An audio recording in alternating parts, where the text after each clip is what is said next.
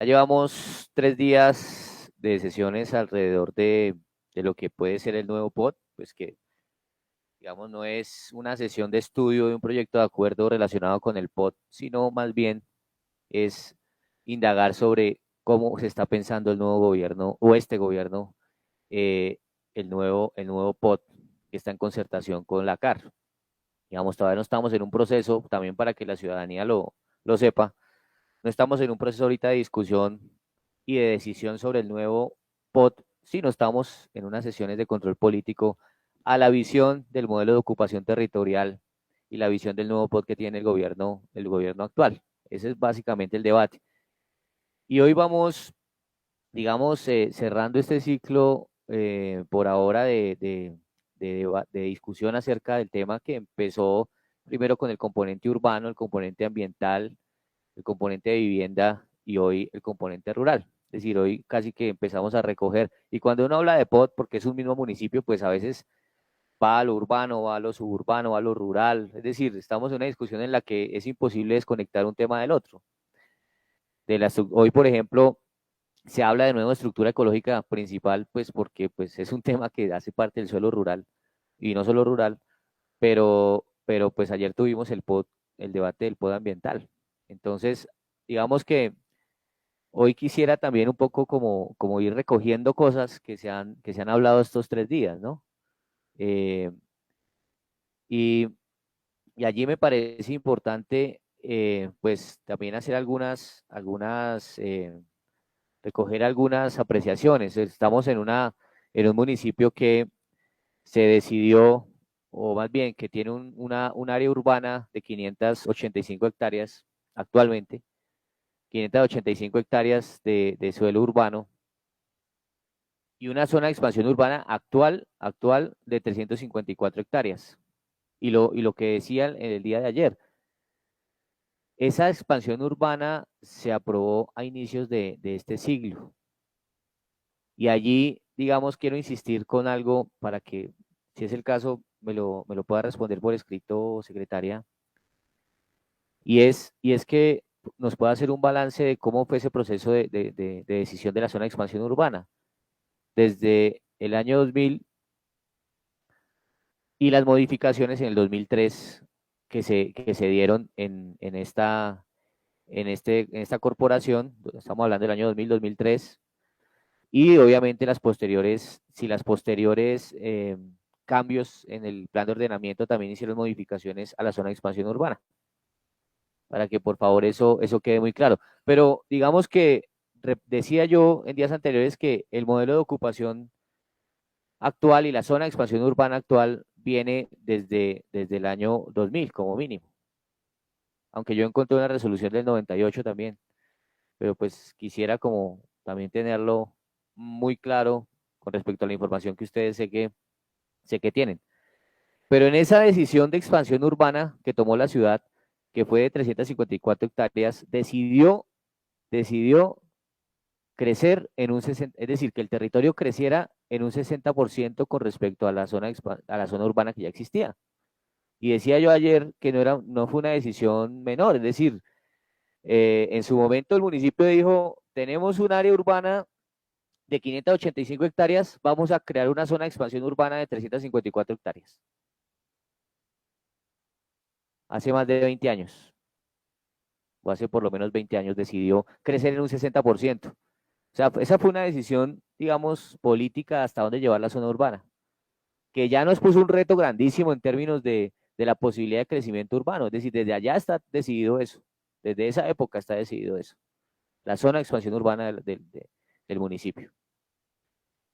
Y obviamente cuando uno decide que el área de expansión urbana va a crecer en un 60%, va a crecer en un 60%, digamos, con respecto al área urbana, pues se sabe que a futuro pues va a haber una ocupación de vivienda pues casi que puede superar la zona urbana actual, o por lo menos en su momento, si se hubiese pensado sobre el mismo diseño, digamos, de densidad de lo que ya existía, pues se podía llegar a la conclusión de que por lo menos iba a crecer en un 60%. Hoy sabemos que puede ser pues mayor.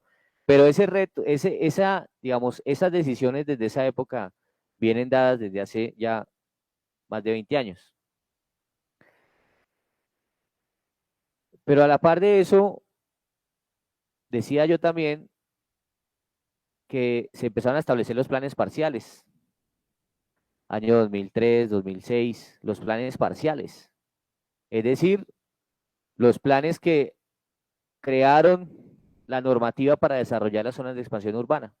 Y detrás de eso, la factibilidad de servicios públicos para desarrollar las zonas de expansión urbana. Es decir, iniciamos el siglo XX entre 2003 y 2006 diciendo que la empresa era capaz de soportar el crecimiento urbano de esas 354 hectáreas. Y ahí yo le preguntaba, y también quiero que por favor, si no tiene la información acá, me lo pueda responder por escrito, que nos diera una relación de las fechas en las que se aprobaron esos planes parciales y las modificaciones que han tenido. Porque sabemos que los primeros pudieron ser del 2003, 2006, los grandes, ¿no? Expansión Algarra. ¿Y en cuáles de ellos se establece el tipo de vivienda que se debe construir? Es decir, sabemos que hay un tipo de vivienda BIS que está establecido sobre todo en el plan parcial de la zona de San Rafael, San Juanito y demás. Es decir, en qué fecha se establece eso, ¿sí? Esos planes parciales. Pero que hagamos un recorrido por los planes parciales y miremos qué modificaciones hubo también en el tiempo en esos planes parciales. Para que por favor, sobre todo, pues si tiene algún tipo de información ahora, pero sobre todo por escrito, parece muy importante. Y si existen cartografías, pues que si existen, no, existen cartografías que tienen que existir, que nos pueda ayudar con esa información también de las cartografías.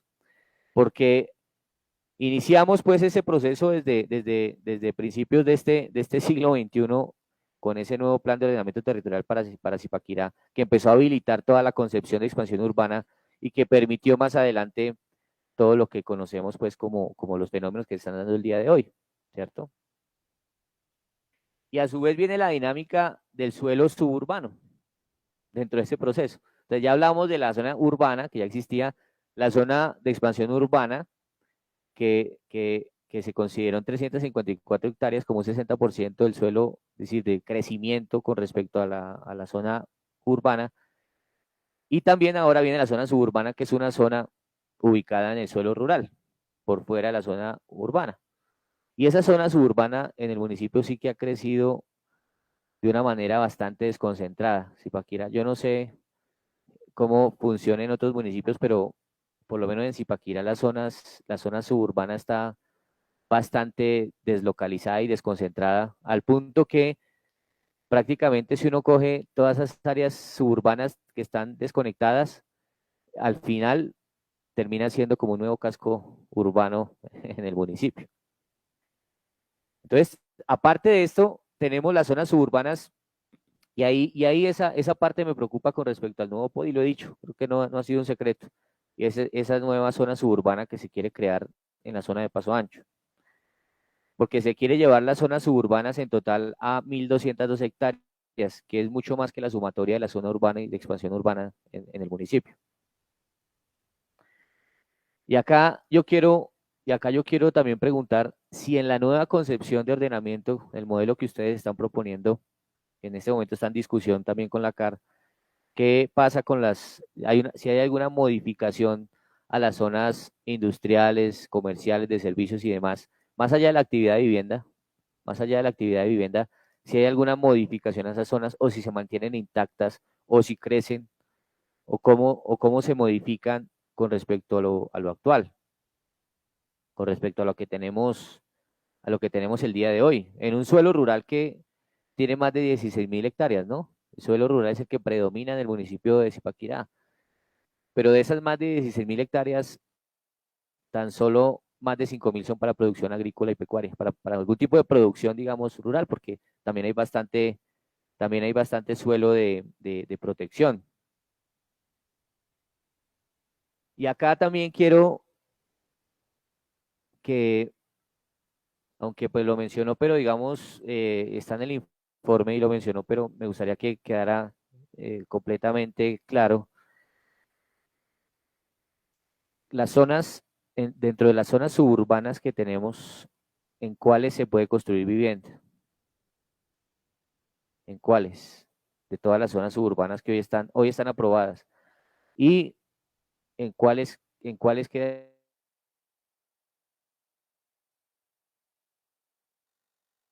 o propuesto, ya con posibilidad y capacidad de construir vivienda, sea campestre, sea con las densidades que sean, digamos, en la normatividad suburbana, pero en cuáles en la actual y en cuáles eh, en las zonas, digamos, en las propuestas en el nuevo POT, el nuevo plan de ordenamiento que propuesto.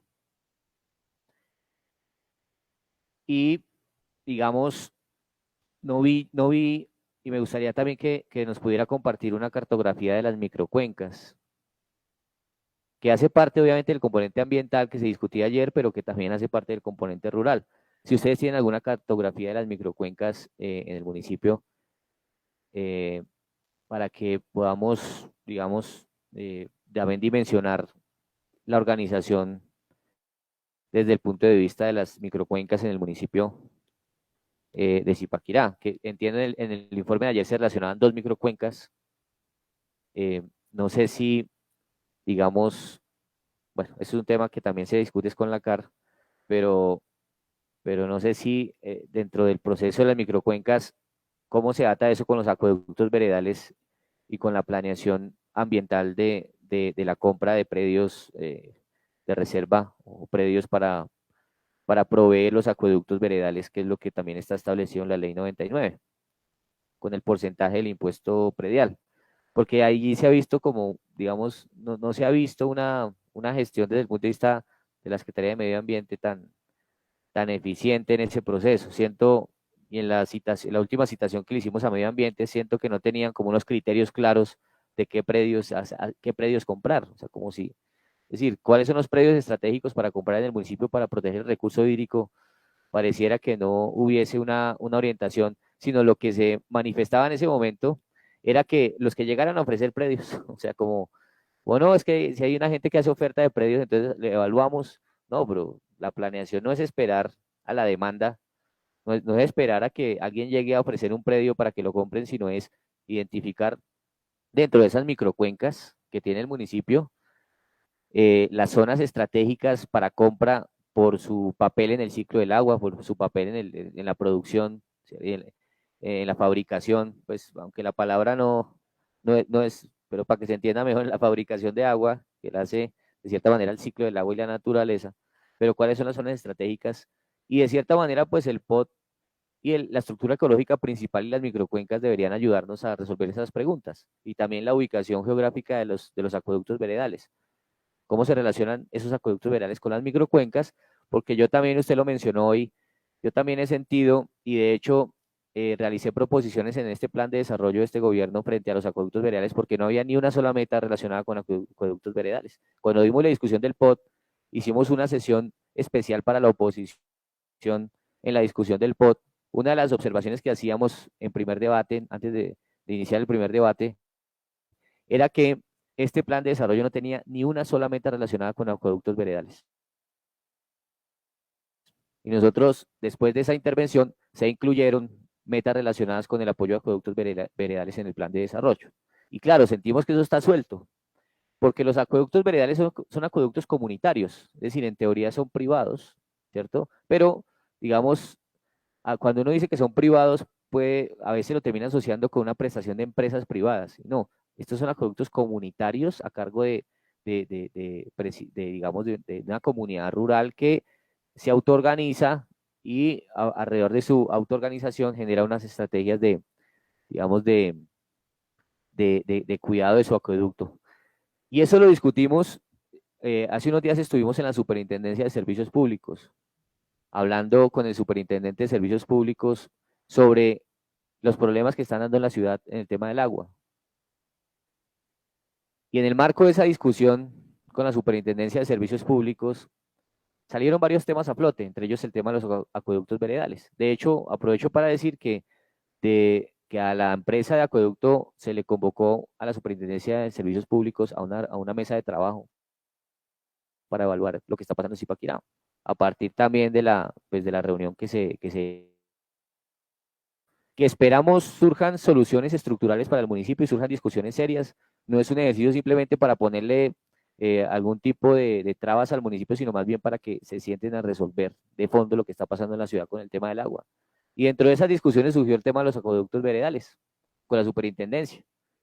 Y hay unas discusiones que se están dando dentro del plan de desarrollo nacional, porque nosotros pusimos las preocupaciones sobre, de cierta manera, el abandono en el que están los acueductos veredales. Porque como son comunitarios, entonces a veces se piensa que salen de la órbita de lo público, pero de ninguna forma, porque pues allí hay una responsabilidad pública importante y entonces es muy posible que en el nuevo plan de desarrollo nacional exista una nueva mirada sobre los acueductos veredales, que ha sido una preocupación también nuestra.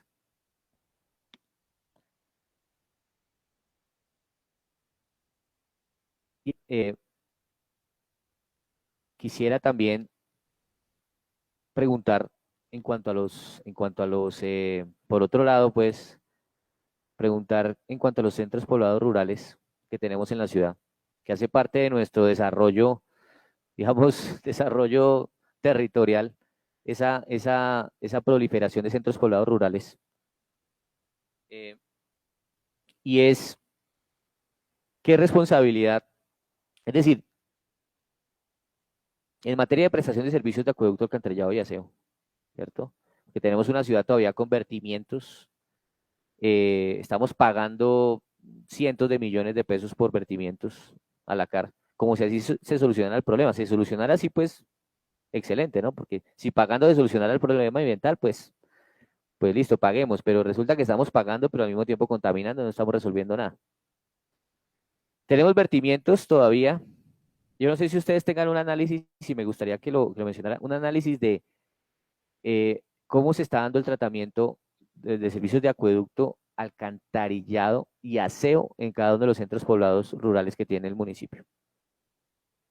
O sea, cómo se está dando hoy y qué está visionando el nuevo POT en esa materia, porque obviamente, y qué responsabilidades tenemos ya en esas categorías, ¿no? Es decir, una cosa es, ¿qué nos obliga legalmente frente a centros poblados rurales? ¿Qué nos obliga frente a ya lo que son las zonas urbanas? Es la misma dimensión, digamos, se le da el mismo tratamiento desde el punto de vista de prestación de servicios o no, y para que por favor se aclare, pero también cómo está hoy ese proceso. Es decir, tenemos claro cada centro poblado rural cómo está haciendo esa prestación de servicios y también cuáles son los retos hacia adelante en esos centros poblados rurales en la materia de acueducto, alcantarillado y aseo. Digamos, se está proyectando algo en ese sentido en el nuevo POT. Hay algunos proyectos estratégicos establecidos allí en la propuesta que ustedes hicieron frente a eso. ¿Hay algún tipo de relación de costos, digamos, de inversión frente a esos desarrollos? Esas son por ahora como algunas preguntas que tengo para que pues podamos avanzar con el debate, presidente. Muchas gracias.